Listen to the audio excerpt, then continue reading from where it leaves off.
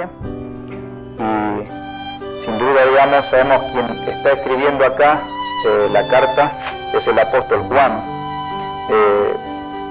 Nosotros, los que hemos estado el domingo pasado, miramos el capítulo 12 la semana pasada y miramos cómo el Señor había sido reconocido en Jerusalén como el Rey, y ese es el contexto, hermanos, al entrar al capítulo 13. Y también para los que el jueves se conectan a través de la red social, hermano, en el estudio bíblico de las 19:30 horas, nosotros miramos desde el versículo 20 al versículo 26, el final, hermanos. Entonces, ya lo que sigue es el anuncio de que el Señor iba a morir en el versículo 27, y vemos, para los que han estado conectados en Tucumán, Argentina, el día domingo a la noche, yo vi el versículo 37 al 43, cómo el Señor mostró la incredulidad, digamos, de este pueblo que había visto los prodigios, habían visto los milagros, habían visto las maravillas del Dios encarnado. ¿Y quién es ese Dios encarnado? Jesús. Y aún así, digamos, vemos su menosprecio de aquellos que no podían confiar en Él. Y entonces, en esta mañana, hermanos, nosotros vamos a entrar al capítulo 13, donde el Señor ahora está con sus discípulos. Dice en el versículo 1, antes de la fiesta de la Pascua. Nosotros, para poder mirar más detenidamente este pasaje bíblico, en primer lugar, desde el versículo 1 al versículo 20, si usted quiere notar, se acaba de leer esta lectura, el Señor trata el lavamiento de los pies, el lavamiento de los pies. Claro que este relato, digamos, es muy emotivo para todos los que nosotros hemos leído en esta mañana, pero no tiene el objeto de presentar, en este caso, la humildad de Jesús, porque yo sé que muchos han enseñado sobre el acto que hizo el Señor de lavar los pies. Vamos a mirar un minutito más. Sino que más bien es cómo Él se entregó al servicio de los suyos. ¿Y quién eran los suyos? Sus discípulos, ¿no? Dice que los amó hasta el fin, dice el versículo 1. Y también nos da un ejemplo a nosotros, lo que deberíamos ser como discípulos, ¿no?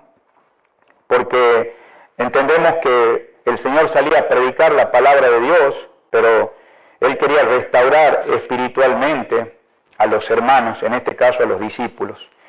Y ahora en segundo lugar, desde el versículo 21, hermanos, donde estuvimos leyendo en esta mañana, hasta el 30, si usted marca ahí, la segunda cosa que abarca este capítulo es la traición de Judas, ¿no? La traición de Judas. Ese es el anuncio que el Señor habla conversando con sus discípulos, la traición de Judas.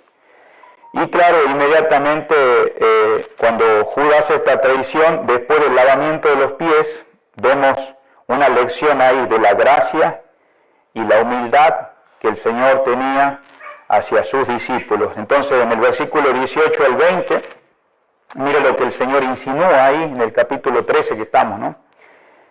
No habló de todos vosotros, y yo sé que a quienes he elegido, mas para que se cumpla la Escritura, el que come pan conmigo, levantó contra mí su calcañar. Entonces miramos ahí claramente que Él está confirmando detalles concretos acerca de esta traición de Judas, ¿no?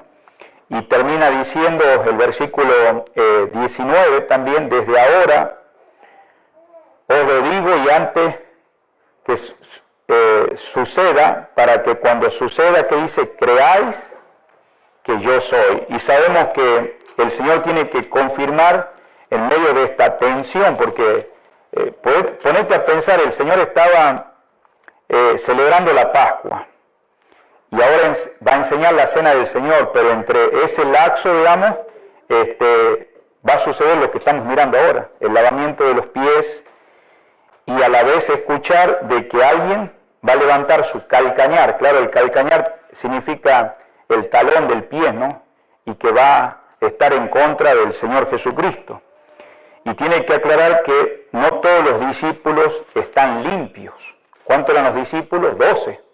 Pero uno de ellos, y tenía una intención en este caso, porque a pesar de que había tensión, el Señor sabía del principio quién lo iba a traicionar. Y por último, hermanos, en este capítulo también podemos ver el discurso de la última cena que comienza, hermano, cuando Judas se va. Si Dios permite, esta noche vamos a hablar un poquito de eso, porque en la cena del Señor, digamos, Judas no participó. Y eso que él había sido elegido por Jesús, ¿no? Como uno de los que iba a estar en su ministerio por más de 3 años y medio.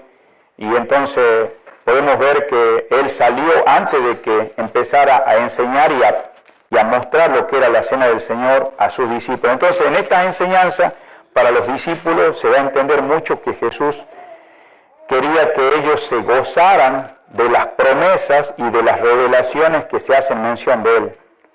En otras palabras, los discípulos ahí iban a estar disfrutando mientras se llevaba a cabo la cena del Señor, porque los hijos de Dios se deleitan en él de todas las promesas que Dios ha dado en el Antiguo Testamento y cómo se ha cumplido, hermanos, a través de la persona bendita del Señor Jesucristo. Todo eso estoy dando una introducción, hermanos, para entender realmente por qué todo esto va a acontecer en el capítulo 3. También, hermano, una de las cosas presente también el apóstol Juan, porque el apóstol Juan es el escritor, ¿no? Hemos dicho. Él entiende esta identificación de una manera en la cual él está afirmando algo acerca del Señor Jesús, ¿no?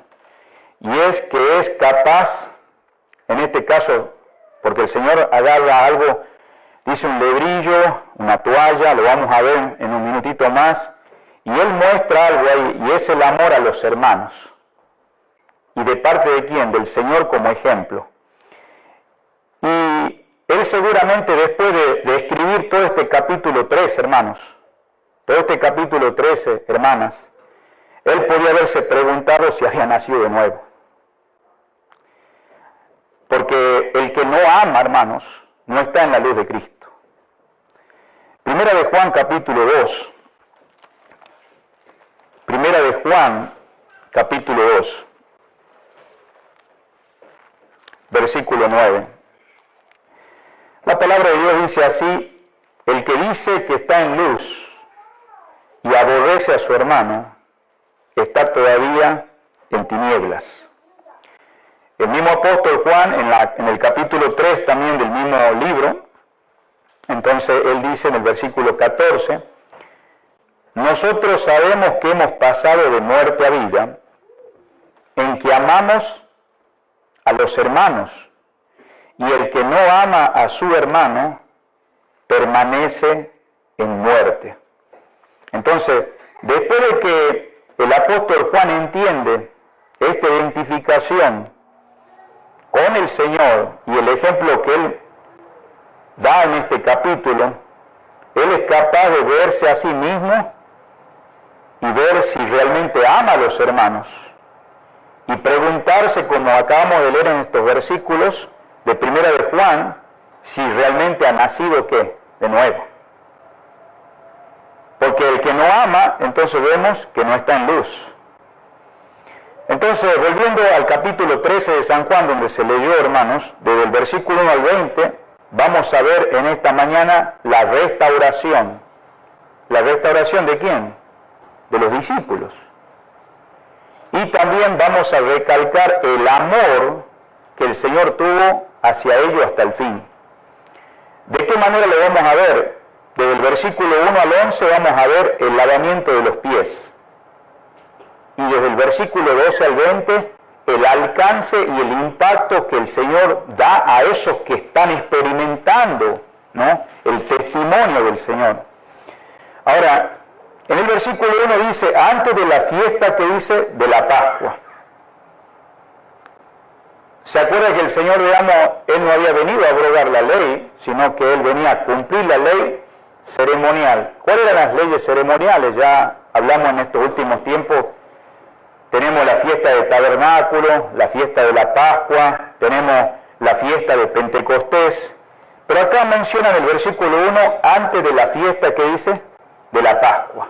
Entonces, esto quiere decir que esta misma noche, esa misma noche que el Señor estaba ahí, era anterior a la fiesta de la Pascua, es decir, en el momento que se comía el Cordero Pascual. Y no vamos a hablar los detalles, pero sabemos que se preparaba el cordero de una manera desde que el pueblo de Israel, si ustedes aquí hay nuevos creyentes, hay jóvenes que yo puedo observar que apenas están creciendo en la vida cristiana, quiero animarte a leer el libro de Éxodo. Ahí vemos claramente cómo el pueblo de Israel, después de ser libertado de mano de Faraón, porque Faraón lo había tenido esclavizado a la nación por muchos siglos, llegó el momento que Dios usó a Moisés. Y desde ese momento para acá Dios estableció lo que se llama la Pascua, donde se preparaba un cordero. No era cualquier cordero, era un cordero muy especial. Y era un cordero que no tenía que estar lastimado, tampoco podía ser algo que estaba en malas condiciones. Tenía que ser un cordero perfecto. Y el sacerdote, los levitas lo preparaban a ese cordero, pero también la familia que traía ese cordero lo tenía que comer con hierbas amargas. Y era un recordatorio de cómo Dios había libertado al pueblo de Israel en un momento dado. Entonces, todo esto aclaro porque muchas veces venimos con un trasfondo católico, donde se nos habla la Pascua y hablamos de ayunos que no tenemos que comer, y se ha distorsionado realmente el trasfondo realmente de lo que es la Pascua, cómo celebraba la nación de Israel. Ahora, esta ocasión que el Señor hizo, dijimos que lo hizo la noche anterior de la fiesta de la Pascua, y esto tenía una fecha que era el día 14 del mes de Nisan, el mes de Nisan. Acordémonos que el calendario judío es muy diferente al nuestro. Ellos no tienen 31, no tienen año bisiesto. Los días son 30 días del mes. El día no termina a las 12 horas de la noche. Termina cuando se oculta el sol. Entonces, cuando hablamos del mes de Nisan, estamos hablando por el mes de marzo. Eso nos lleva a la historia del tiempo del rey Artajerjes, ahí por el tiempo de Esdras. Ahí tenemos que ir a estudiar un poco para saber el calendario, pero no voy a hablar sobre eso, solamente quiero decir que en esos momentos el Señor estaba haciendo. Ahora los evangelios están afirmando, porque tenemos que comparar, que este pasaje que estamos leyendo no está en Marcos, no está en Lucas y tampoco está en Mateo. Mire conmigo a Mateo 26, 17. Vamos por favor ahí.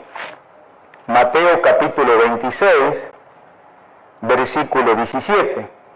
El primer día de la fiesta de los panes sin levadura, vinieron los discípulos a Jesús diciendo: ¿dónde quiere que preparemos para que comas la Pascua? Y bueno, yo le animo a que si esta semana toma un tiempo, le animo a que lea el resto del pasaje, pero solamente quiero decir que este pasaje va relacionado con lo que acabamos de leer, el Evangelio según San Juan 13. Vamos a ir a San Marcos, por favor. Vamos a San Marcos ahora, capítulo 14. San Marcos capítulo 14 y el versículo 12. Versículo 12. El primer día de la fiesta de los panes sin levadura, cuando sacrificaban el cordero de la Pascua, sus discípulos le dijeron: ¿dónde quiere que vayamos a preparar para que comas la Pascua? Entonces, si se da cuenta, digamos, estos pasajes están prescribiendo lo que, en armonía con lo que hemos venido leyendo de Mateo. Y ahora vamos a ir a Lucas, por favor, Lucas, al siguiente Evangelio, capítulo 22, versículo 7. La palabra de Dios dice así: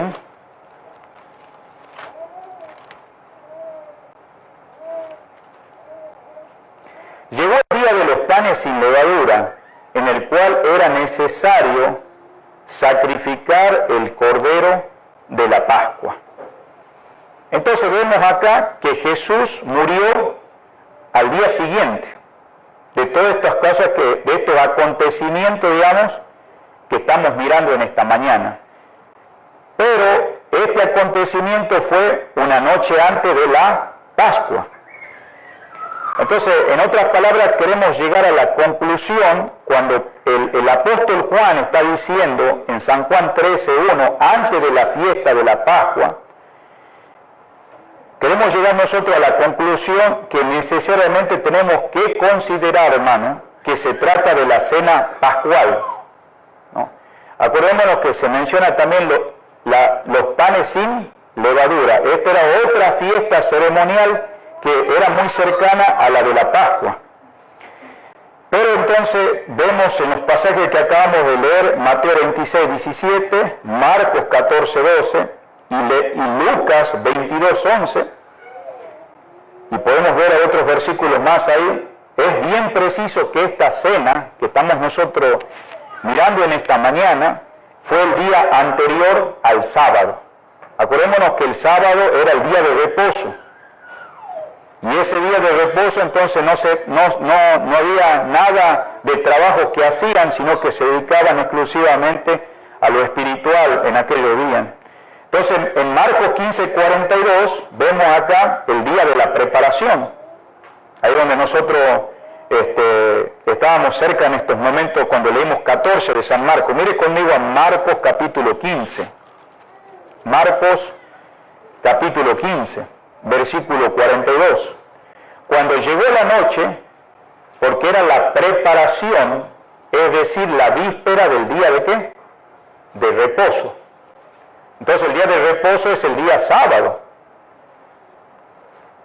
Estamos hablando para aquellos días en la nación de Israel. Entonces vemos acá que el Señor Jesucristo fue crucificado al día siguiente. Ahí vamos a Lucas 22, 66. En el mismo, estamos en el Evangelio de Marcos, vamos a ir al lado, capítulo 22, y en el versículo 66, 6. Dice así la palabra: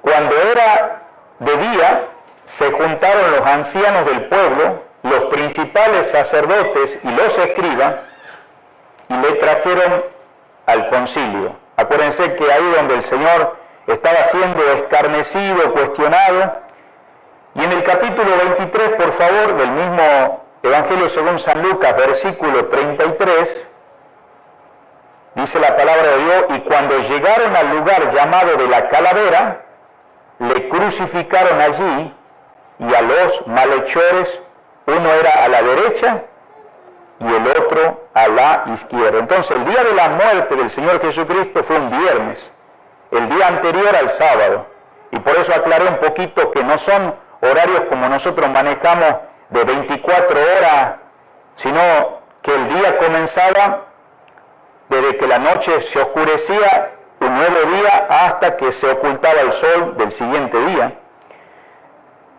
Entonces el día de la preparación, que era una forma habitual para justamente hablar de este día de la Pascua, mire cómo armoniza lo que estamos hablando en esta mañana. Vamos a ir ahora a San Juan, capítulo 19, porque se está narrando, hermanos, también la muerte del Señor Jesús, cómo ocurriría, hermanos. Vamos a ir al Evangelio según San Juan, capítulo 19, versículo 14. La palabra de Dios dice así: era la preparación de la Pascua, y como la hora sexta, para aquellos que más o menos quieren saber los horarios de la hora sexta, era como las 9 de la mañana. Entonces dijo a los judíos: he aquí vuestro rey. Vamos al versículo 31 del mismo capítulo 19. Entonces los judíos, por cuanto era la preparación de la Pascua, a fin de que los cuerpos no quedasen en la cruz en el día de reposo, pues aquel día de reposo era de gran solemnidad, rogaron a Pilato que se le quebrasen las piernas y fuesen quitados de allí, los que estaban crucificados, claro, hermanos. Versículo 42 del mismo capítulo. Allí pues, por causa de la preparación de la Pascua de los judíos, y porque aquel sepulcro estaba cerca, pusieron a Jesús. Qué maravilloso, ¿verdad, hermano?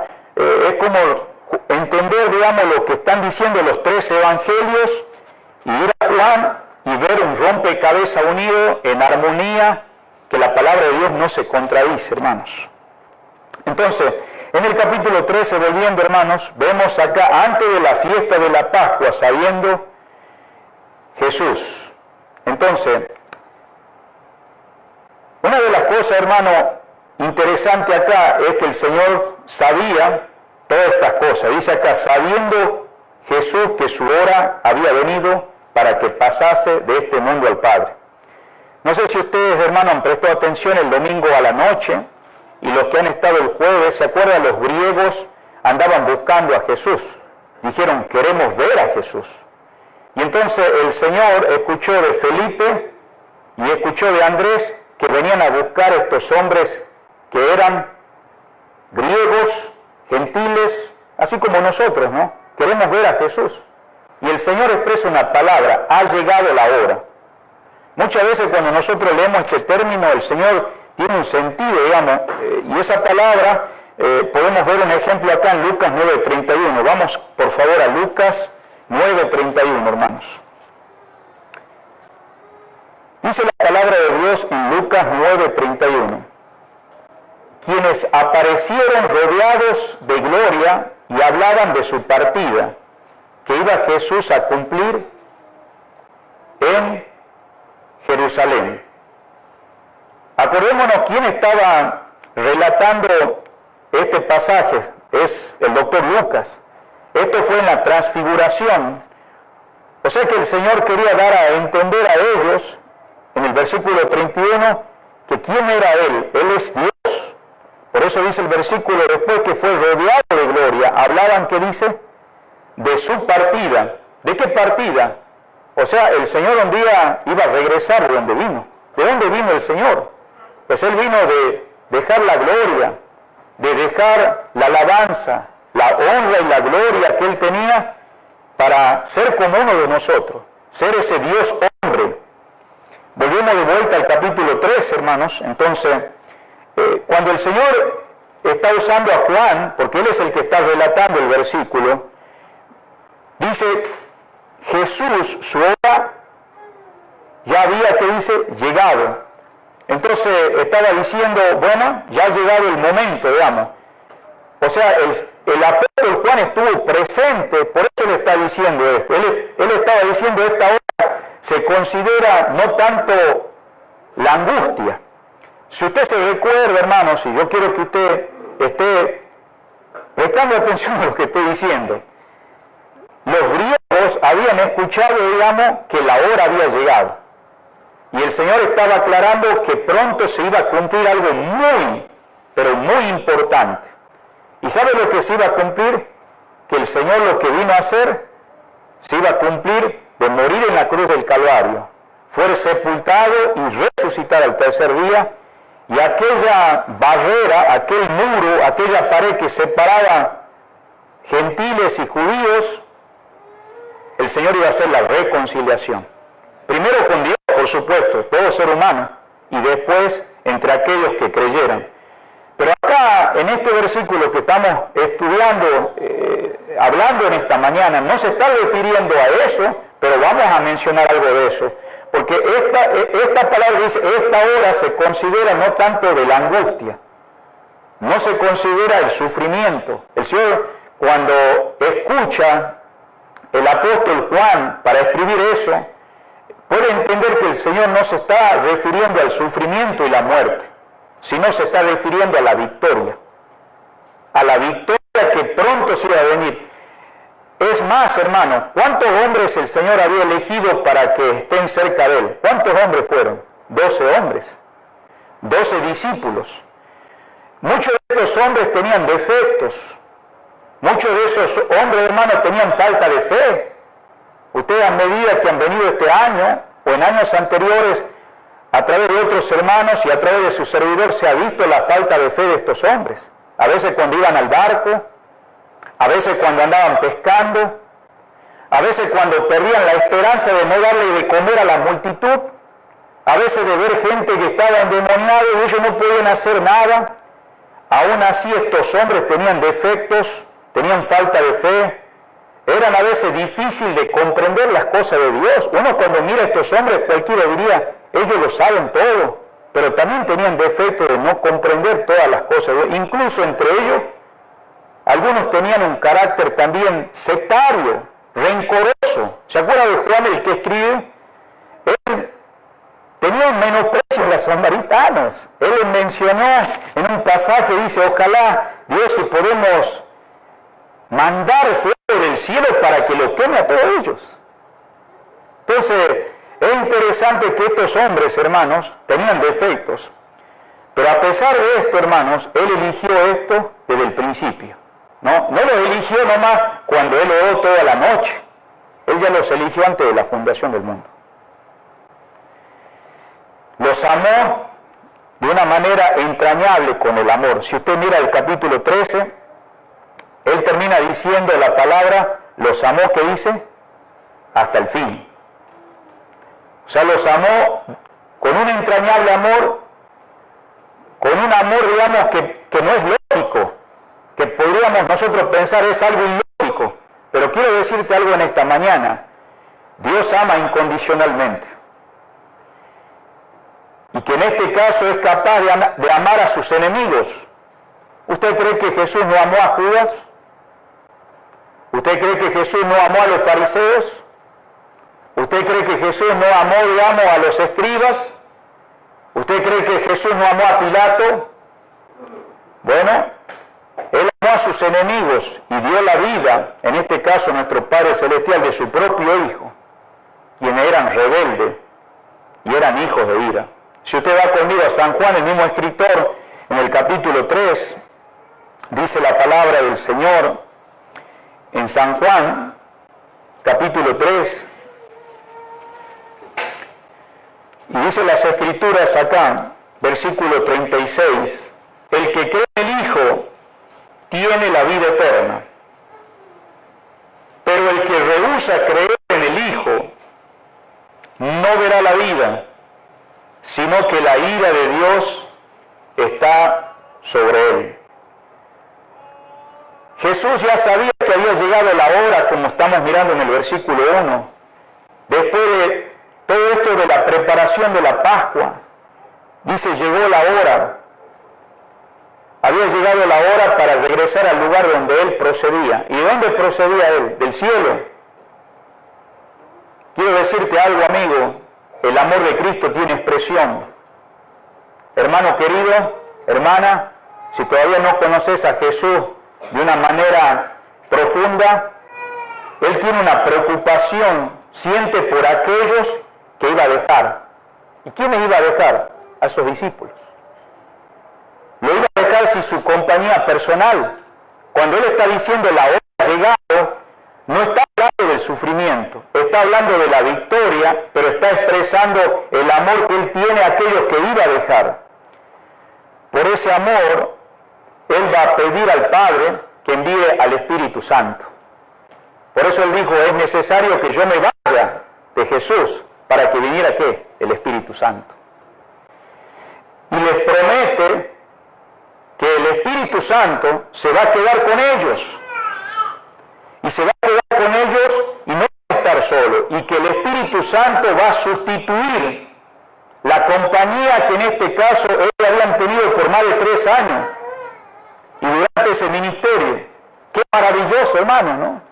Porque ese Espíritu Santo ahora mora en aquellos que hemos creído y que no hemos rehusado creer, sino hemos creído en el Señor. Mire conmigo en Romanos capítulo 8, versículo 35. Romanos capítulo 8, versículo 35.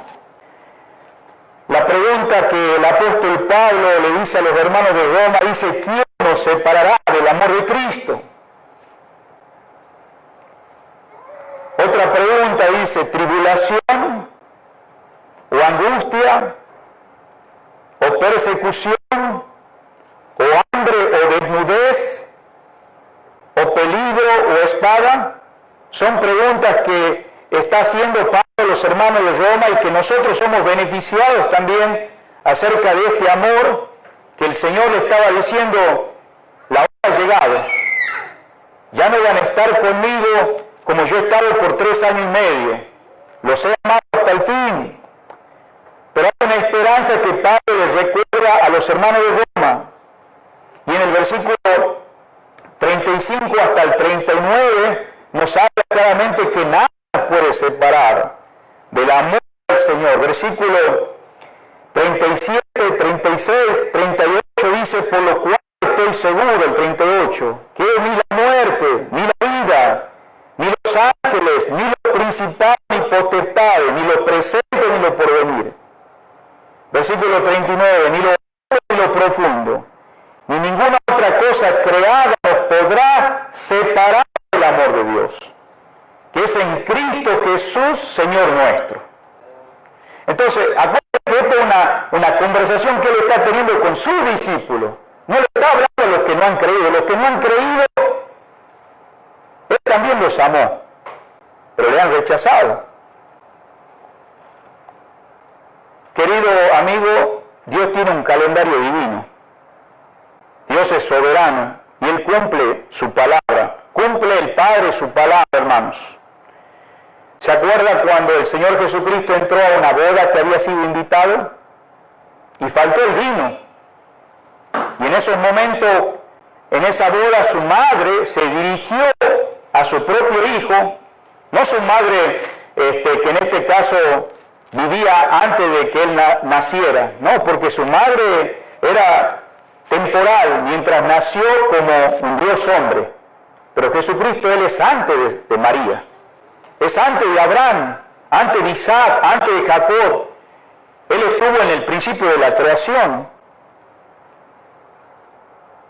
Y por eso su madre le preguntó, o sea, si en esos momentos al hacer ese milagro, el Señor dice, aún no ha venido mi hora. Ahí usted lo puede anotar, San Juan 2:4.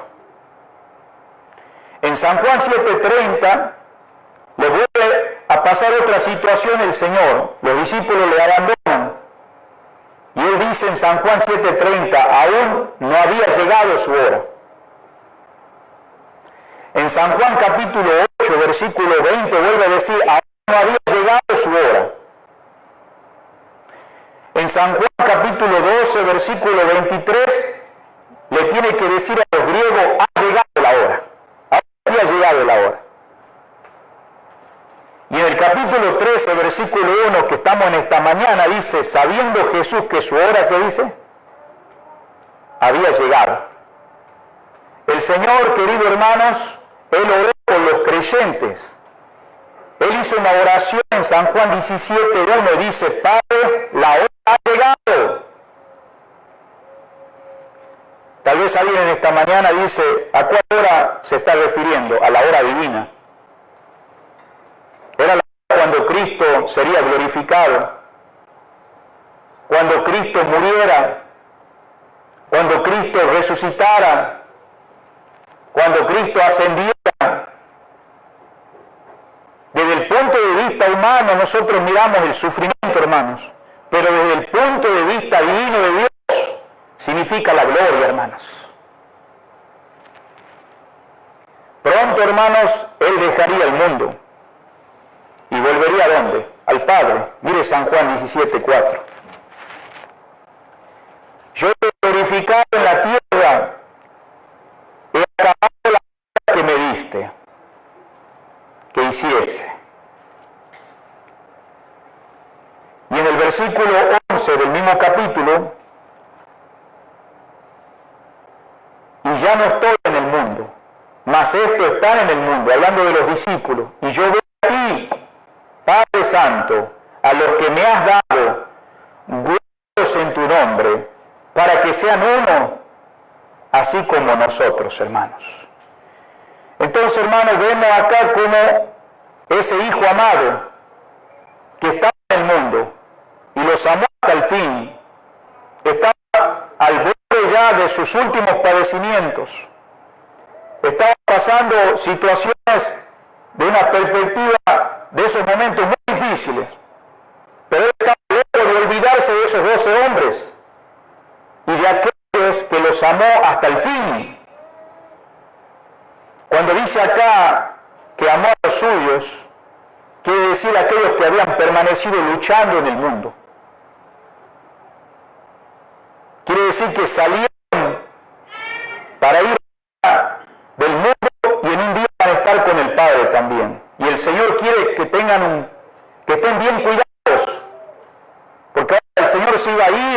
y ellos van a quedar. Entonces, hermanos, qué amor que tenía nuestro Señor Jesucristo. Dice, los amó hasta el fin. Qué amor tierno, hermanos. A pesar de sus normas humanas, de sus debilidades humanas, Él todavía los amó hasta el fin, teniendo paciencia. El versículo 2, por favor, volviendo a San Juan 2, 13, versículo 2. Y cuando cenaban, como el diablo ya había puesto en el corazón de Judas, dice la cena, todavía no habían comido, dice, cuando cenaban. La expresión ahí dice, cuando la cena estaba acabada. O sea, en el fondo del pasaje bíblico está diciendo, mira, la mesa está preparada, pero todavía no hemos comido. No estamos hablando de la cena del Señor, estamos hablando de la Pascua. O sea, en otras palabras, la traducción sería, la mesa está siendo preparada, la mesa está siendo servida. Mira el versículo 26, para que usted entienda cómo se dio esta escena. San Juan 13, 26.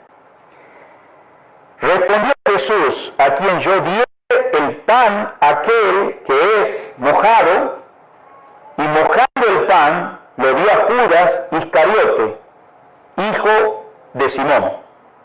¿Cuándo aconteció esta situación? Estaba la cena pascual, ahora vemos que están sentados a la mesa está siendo preparada y servida, y después Judas, en medio de este acontecimiento, había en la cultura judía a la persona que tenía más amistad, poner un pedazo de pan en medio de algo que era sabroso, que era parte de esa mesa, y se lo daba a la persona que más apreciaba como amigo.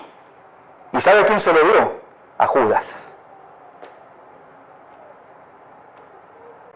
O sea que Jesucristo tenía un concepto de Judas, un amigo. ¿Te has puesto a pensar en algún momento por qué el Señor eligió a Judas? ¿Por qué no eligió a alguien verdadero? Porque Judas terminó perdido. Podía haberlo elegido a otro. Vamos a ver si avanzamos en esto, hermanos, pero no queremos entrar a ese punto, solamente queremos ver que la cena se acababa de preparar, y vemos en el versículo 26 como el diablo ya había metido en el corazón de Judas, hijo de Simón Iscariote. Es algo interesante que este pasaje, hermano, no fue escrito en el momento que estaba sucediendo las cosas. El primer evangelio, ¿sabe cuál fue el primer evangelio que fue escrito de los 4 evangelios? Fue Marcos. Este evangelio se escribió en el año 70 después de Cristo, 35 años después de este acontecimiento. Es interesante que Juan recalca a Judas, hijo de Simón, recalca el nombre del Padre y tiene bien claro lo que pasó en la traición de Judas hacia el Maestro, hacia el Señor. Por eso es lindo aprender de esto, que cuando algo pasa en la iglesia, somos una familia, los discípulos eran una familia, y ellos tenían bien claro que la traición de Judas no fue nomás una posición de Jesús. Ellos comprendieron que Judas, después más adelante, estaba mal. En esos momentos, cuando pasó eso, ni se imaginaban que Judas pudiera ser alguien que traicionara al Señor. Por eso yo te digo, el Señor tiene paciencia en muchos de nosotros. A veces hasta nos unimos cuando somos inmaduros espiritualmente en cosas que ni comprendemos, hasta que un día nos damos cuenta, perdóname, ni sabía lo que estaba haciendo. Pero bueno, estamos mirando el trato que él había hecho, y vamos a ir por favor a Lucas 22, por favor, Lucas 22, versículo 3. Lucas 22, versículo 3. Y entró Satanás en Judas, por sobrenombre Iscariote, el cual era uno del número de los 12. Y este fue y habló con los principales sacerdotes y con los jefes de la guardia de cómo se lo entregaría. Ellos se alegraron, ¿quiénes? Aquellos que rechazaron al Señor, y convinieron en darle dinero. Y él se comprometió y buscaba una oportunidad para entregárselo a espalda del pueblo. hermanos, para algunos que no saben, era un hombre de carácter avaricioso. Podríamos hablar un poco muy detallado de eso, un día hablaremos más sobre eso, no es nuestro tema. No se podría esperar ya nadie siguiendo a Cristo, porque sabemos que Judas, él estaba buscando la manera cómo entregar al Señor. ¿Sí? Si iba a morir, como les había dicho, el Señor le había declarado a los discípulos en el capítulo 12 de San Juan que él iba a ser menospreciado. Si usted nota ahí, por favor. Versículo 27. Está turbada mi alma. ¿Qué diré, Padre? Sálvame de esta hora. Y el Señor sigue relatando las cosas que iban a pasar en su vida, los juicios que él iba a pasar. Judas estaba presente en todos esos momentos. Entonces, Judas llegó a pensar, si él va a morir, como él ha dicho, ¿qué le iba a pasar a Judas? Él corría el peligro de ser expulsado de la sinagoga. ¿Se acuerda que hace 2 semanas hablamos del hombre ciego que sus propios padres, por temor, no quisieron declarar que Jesús es el Salvador, el Mesías? ¿Se recuerda usted? ¿Y qué pasó con ellos? Sus padres dijeron, pregúntenle a él. ¿Por qué no le dijeron, si Jesús hizo el milagro? Él es el Salvador, porque tenían temor de qué? De ser expulsados. Ahora, ponete a pensar, Judas está cercano a Cristo, escuchó las bienaventuranzas. Él conocía el huerto Getsemaní donde oraba el Señor. Él experimentó los milagros que pudo ver, digamos, en el mar. Pudo ver las multiplicaciones de peces. Él miró lo que tú y yo no hemos visto. Las maravillas de Dios. Sin embargo, digamos, él decía, ¿dónde voy a quedar yo si se muere el maestro, se muere el Mesías?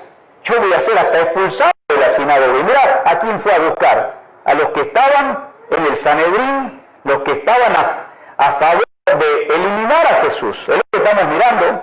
Y por eso ahí en el capítulo 9 de San Juan, versículo 22, esto se torna interesante, querido amigo, hermano, dice la palabra, San Juan 9:22, esto dijeron sus padres porque tenían miedo de los judíos, por cuanto los judíos ya habían acordado que si alguno confesase que Jesús era Mesías, fuera expulsado de la sinagoga. Entonces, en otras palabras, al ser expulsado de la sinagoga con todos los problemas sociales que tenía la comunidad judía, Judas se consideraba, bueno, yo soy un judío más. Jesús sabe que yo soy un apóstol de él, pero si se muere él, ¿dónde está mi esperanza? ¿Te das cuenta la fe ficticia que tenía Judas? En vez, por lo contrario, de cultivar la relación con Jesús, ¿sabe lo que hizo Judas? Cultivar el favor de las autoridades, indicándole dónde estaba Jesús. Mire San Juan 11:57. Y los principales sacerdotes y los fariseos habían dado orden de que si alguno supiese dónde estaba, lo manifestase para que le prendiese. Entonces, viendo, hermanos, que Judas estaba ahí, hermanos, fue en medio de estos hombres que Judas, este hombre, intimó, y sabemos que Judas significa traidor, eso significa Judas. Jesús estaba a punto de presentar un ejemplo de humildad ahora, es lo que vamos a seguir viendo. Pero Judas ve esta acción de grandeza, y quiero decirle algo en esta mañana, hermano. Usted sabe que Judas recibió el lavamiento de los pies. Si usted observa bien el pasaje, Judas fue lavado los pies por Cristo. Imagínate si tú no nos conoces, o tú no conoces al Señor Jesucristo como tu Salvador personal, mira el amor que Dios tiene al que lo traicionó, de lavarle los pies, el Creador del mundo. Versículo 3, vamos a San Juan 13. Y de paso quiero decirle que Judas no es el Hijo de Dios, porque dice que el diablo había puesto en su corazón, y vemos en los pasajes anteriores que Satanás entró en Judas. Hoy en día vivimos en tiempos muy difíciles y quiero nomás recordarle que no hay posesión satánica en el Hijo de Dios. No hay posesión satánica. Hay muchas religiones donde dice que van a iglesia y expulsan demonios de cristianos. En un cristiano regenerado, nacido de nuevo, no puede haber posesión satánica. ¿Por qué? Porque el Hijo de Dios es templo del Espíritu Santo y mora el Espíritu de Dios en su vida. Ahora, querido amigo, si vos has experimentado que Satanás está poseyendo tu cuerpo, vení a Cristo. Él quiere ser el Salvador y Señor de tu vida. Mucha gente, digamos, mira la vida de Judas, y Judas fue un hombre que en su vida personal llevó un acto religioso con Jesús, no tenía una relación personal con Cristo, pero sin embargo Jesús lo considera un amigo. Versículo 3 dice, sabiendo Jesús que el Padre le había dado toda la potestad. ¿A dónde le había dado? En las manos. Dijimos, hermanos, ¿qué esperaban los judíos? Y te voy a ser sincero, Judas también esperaba esto, que Jesucristo fuera un Mesías conquistador. ¿Por qué conquistador? Porque ¿cómo estaba la situación política, la situación religiosa en aquellos días de Israel? Estaban debajo de Roma. En otras palabras, digamos, ellos esperaban un hombre victorioso que estableciera un reino, que esperaban conforme a su pensamiento humano y su interpretación, aún de los pasajes proféticos de los mismos religiosos. Pero sin embargo, el mismo Señor dijo, yo soy el Hijo de Dios y voy a morir en una cruz. Pero ellos no pensaban eso. Pero Judas, al escuchar eso, dijo, bueno, yo voy a ser expulsado. Y en el versículo 3, el Señor, hermano, a través de Juan, clarifica que el Señor había recibido del Padre, dice, le había dado todas las cosas que dice en la mano. O sea, en este versículo, queridos hermanos, es muy sublime este pasaje bíblico. Es muy grande este pasaje. ¿Sabes por qué? Porque aquellos que no estaban muy familiarizados, hermanos, nosotros nos vamos a sorprender en esta mañana que el Padre Celestial, hermano, le dio toda la autoridad a su Hijo. Hermanos, el Señor dio voluntariamente su vida, pero sin embargo, no nos olvidemos que el mismo Señor, antes de irse, en Mateo 28, versículo 18, le dice, toda autoridad me es dada en el cielo y en la tierra. ¿Qué quiere decir esto? Que Jesús es omnipotente. Él es todopoderoso, hermanos. Él es el Rey de Reyes y Señor de Señores. ¿Y sabe quién está relatando acá? El apóstol Juan. Aquel que no solamente era apóstol, era un hijo de Dios, donde él mismo reclama en San Juan 1:12, más a todos los que le recibieron, a los que creen en su nombre, le dio potestad de ser hechos hijos de Dios. Un hijo de Dios mira a Jesucristo como un Dios todopoderoso, hermanos.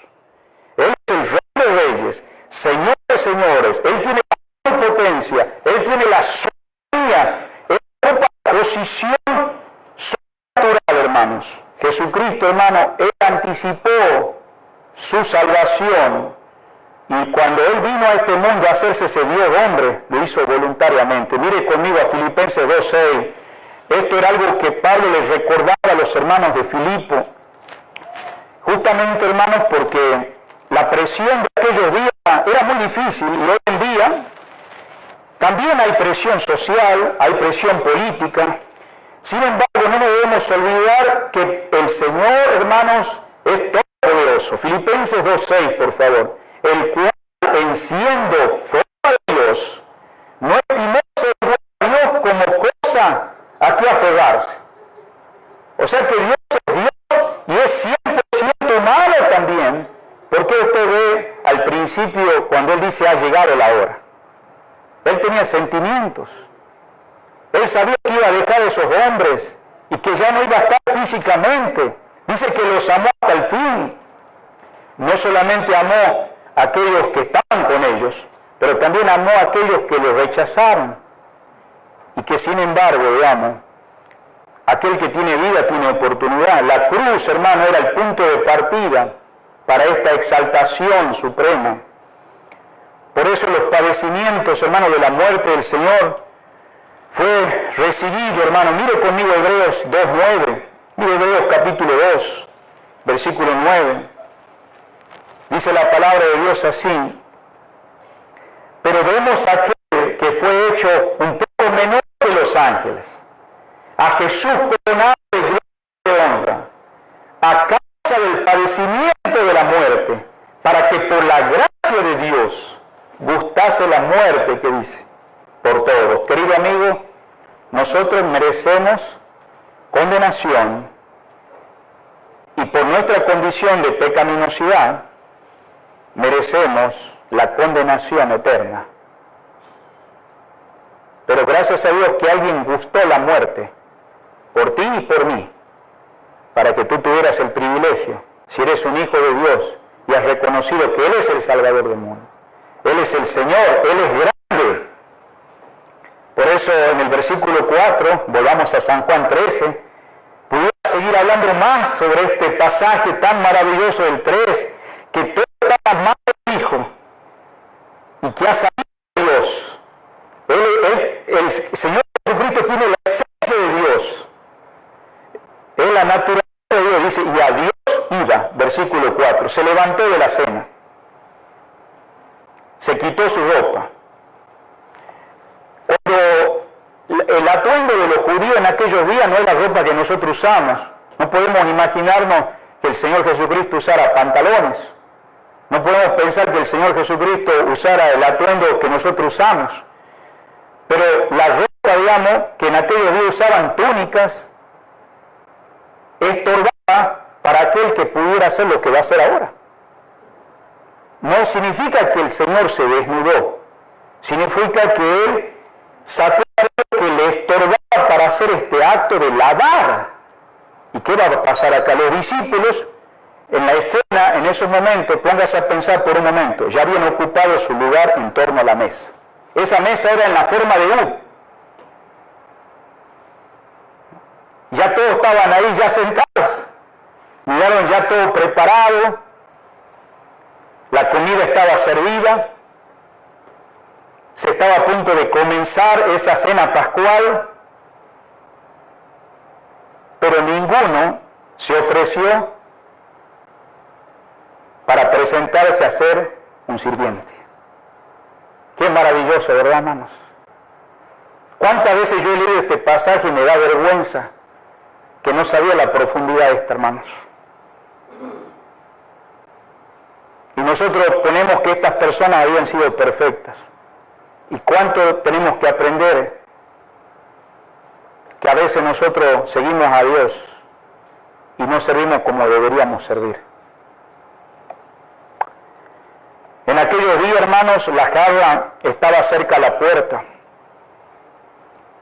El lavamanos, la toalla, colocado a la plena vista de todos los que estaban alrededor de esa mesa. ¿Sabe lo que estaba haciendo esa toalla? ¿Sabe lo que estaba haciendo ese lebrillo que es el lavamanos y pies? Lo que estaba haciendo aquella jarra que se iba a volcar el agua, estaba acusándolo a cada uno de ellos.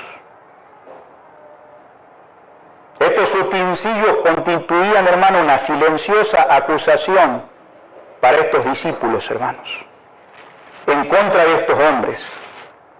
Acordémonos que Dios, su condición es divina. Él es dueño del universo, acabamos de ver. Él es el Dios todopoderoso. Tiene derechos eternos.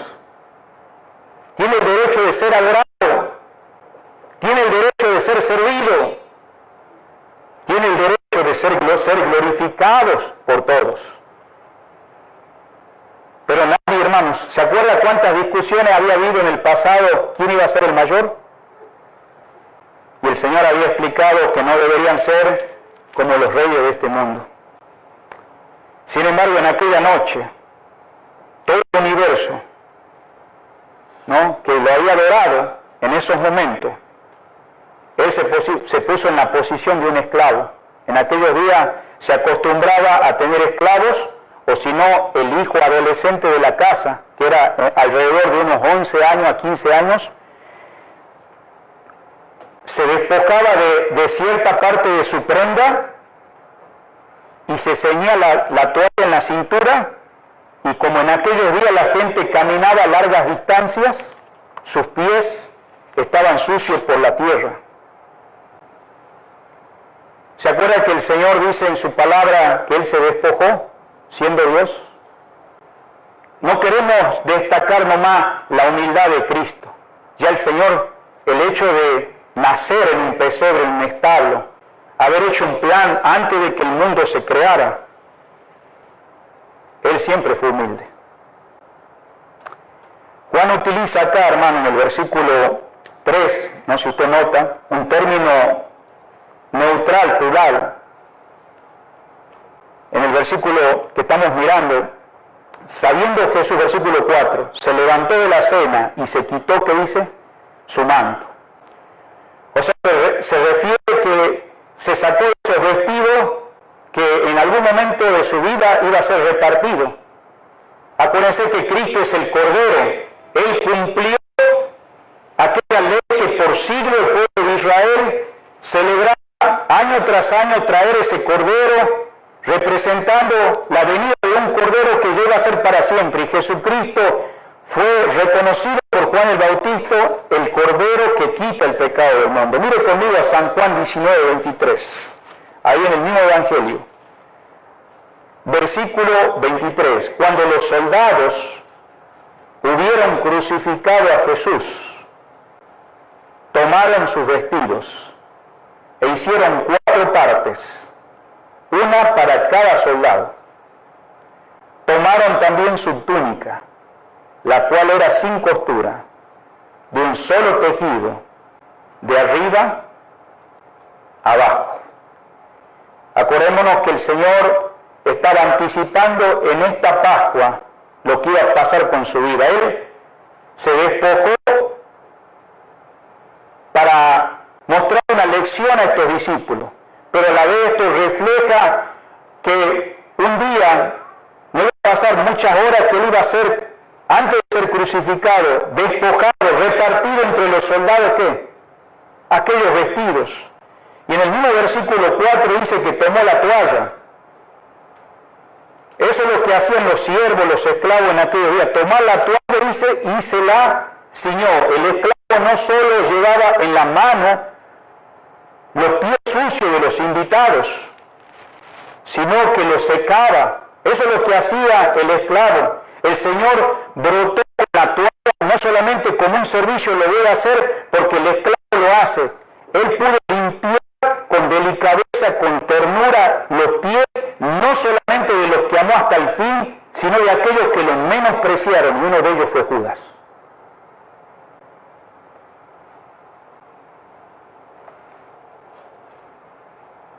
Qué impresionante, hermanos. El lavado de los pies lo hacía descansar en la toalla hasta que quedaran completamente secos. Y podía sentarse la persona en ese lugar como invitado. Versículo 5, por favor.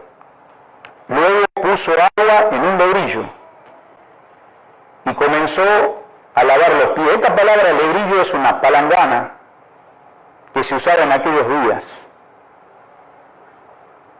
Por eso dice ahí, comenzó, que dice, a lavar. Sin duda lavó los pies de Judas, como a los demás.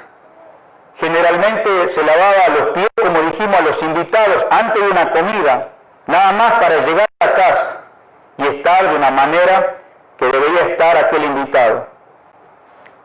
Recordémonos que los pies de esas personas o de los mismos discípulos iban protegidos con sandalias. No eran calzados como nosotros que lo tenemos cerrado, bueno, con la excepción de ciertas hermanas o damas que usan un calzado abierto, pero era normal en todos tener un calzado abierto donde entraba tierra y se ensuciaban sus pies. Y quien lavaba los pies, como dijimos, a esos invitados era un esclavo. O podía ser alguien, generalmente un menor en la casa, un adolescente. Se los mojaba, como dijimos, se lo enjugaba, pero ¿se acuerda quién hizo eso? María de Betania. Aquella mujer también que entró en algún momento, digamos, que venía de una vida difícil, que también se llama María, pero no era María de Betania, y dice que por haber sido perdonada con sus propias lágrimas, enjugó los pies del Señor. Judas estaba también presente. Jesús lavó los pies al hombre más maligno sobre la faz de la tierra, al hombre más perverso de los hombres, que tuvo frente a él a un Dios amoroso manifestado en carne. Y si en esta mañana vos no sos un hijo de Dios, vení a Cristo. Porque vos podés estar en la mejor iglesia del mundo, con los mejores maestros, pero no tener una relación viva con aquel que un día se humanizó y se llama Jesús. Versículo 6 dice, entonces vino Simón Pedro y le dijo, Señor, ¿tú me lavas los pies? En otras palabras, él estaba intensamente viendo, ¿tú me lavas los pies? Como preguntando, ¿está bien? Para Pedro era incomprensible ver que, ¿cómo que me vas a venir a lavar? Y el Señor estaba, ¿en qué posición estaba ahí en esos momentos? Bueno, no debemos olvidar que aquellos que lavaban los pies estaban arrodillados tras la persona que iba a lavar. Y estaba dispuesto el Señor a tomar esos pies sucios para lavarlos y secarlos, porque tenía esas toallas ceñidas. Ponete a pensar el corazón del apóstol Pedro, que revelaba algo que no podía tolerar en sus mentes, no podía, y a veces, por ese ejemplo, ser demostrado de que hay cosas que él no estaba entendiendo. Y en el versículo 7, entonces vino Simón Pedro, versículo 7, entonces Jesús le dijo, lo que yo hago, tú no lo comprendes ahora, pero más lo entenderás, que dice, después. ¿Te das cuenta que hay cosas que no comprendieron ellos al principio? Sin embargo, el Señor se lo fue revelando. Necesitaban una explicación capaz de comprender.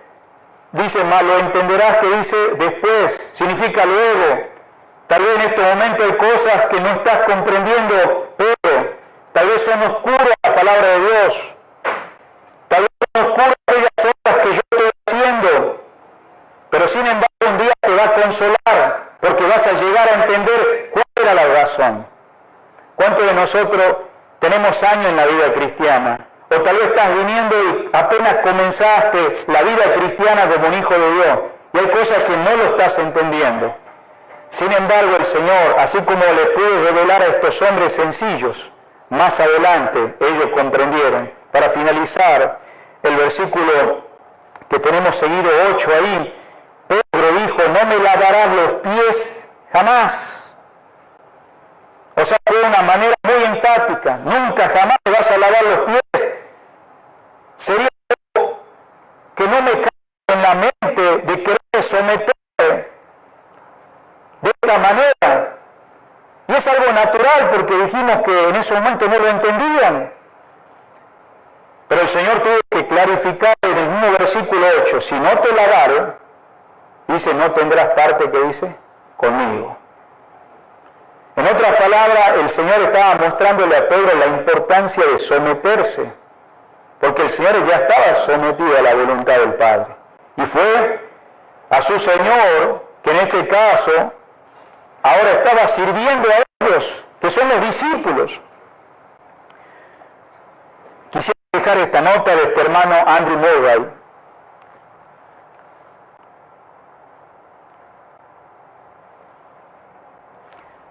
Decía el hermano Andrew Murray, la humildad es el único terreno en el cual la gracia echa raíces. La falta de humildad es suficiente explicación para todo defecto y fracaso. Qué maravillosa la obra salvadora de Cristo. Fue continua y lo hizo de una manera sacrificial y trasciende, hermano, hasta nuestros días ese testimonio, ese ejemplo. El Hijo del Hombre, hermano, tampoco vino para ser servido. Marcos 10:45. ¿Para qué vino? Dice, más bien para servir y dar su vida en rescate, que dice, por muchos. Si Pedro entonces no pudo, porque él dice, Señor, yo no quiero que me laves. El Señor le dice, si no te laves, no tendrás parte, que dice, conmigo. ¿Cómo puedes permitir que en este caso Pedro fuese servido por él? Sin embargo, ahí vemos la palabra lavar. La palabra lavar ahí está clara en el versículo 8, hermanos. Si no te laves, esto es una aplicación que podemos ver acá. No nos olvidemos, hermanos, que no todos estaban lavados. El Señor hizo un acto de ejemplo a estos discípulos, pero había uno de ellos que no estaba lavado, a pesar de que recibió el lavamiento de los pies. Y gracias a Dios que la humildad es la verdadera manera de recibir reverentemente y reconocer con gratitud la gracia que dices que tú has recibido, querido hermano. Pero tal vez alguien acá está sin Cristo y tú tienes el privilegio de que hoy Dios te está sirviendo. Dios te ha hablado a través de su palabra, pero sin embargo no estás entre los lavados. ¿A qué se refiere? Lavado tus pecados con la sangre de Cristo para poder entrar al cielo. Podés estar en iglesias como la nuestra, cantar, orar, sin embargo tú no tienes una relación con Jesucristo. Judas era un buen amigo de Jesús. Sin embargo, su avaricia, su traición la llevaba en su corazón. Sin embargo, el Señor Jesucristo pone claramente que Él los amó hasta el fin. Y Él te ama y todavía espera de ti. Te está tocando tu voluntad si querés recibirle a Él como Salvador y Señor. ¿Qué irás a hacer con Cristo en este día? Solamente tú puedes hacer ese paso de fe, invitarlo a Cristo. Querido hermano, si el Señor ya te ha lavado, tenemos que aprender que hay que servirnos unos a otros. Cuando comencé el estudio, el mensaje, se acuerda que Juan se evaluó en su vida. El que no ama a su hermano permanece en tinieblas. Podemos tener la Biblia debajo del brazo, memorizar versículos, saber toda la historia, pero si vos no amás al hermano, estamos en tinieblas. Y el apóstol Juan, al escribir esa carta, él tenía bien claro que él pudo ser un testimonio de amar a otros también. Qué maravilloso, hermano. Vamos a orar en esta mediodía. Padre amado, bendice tu palabra. Gracias porque nos permite unirnos.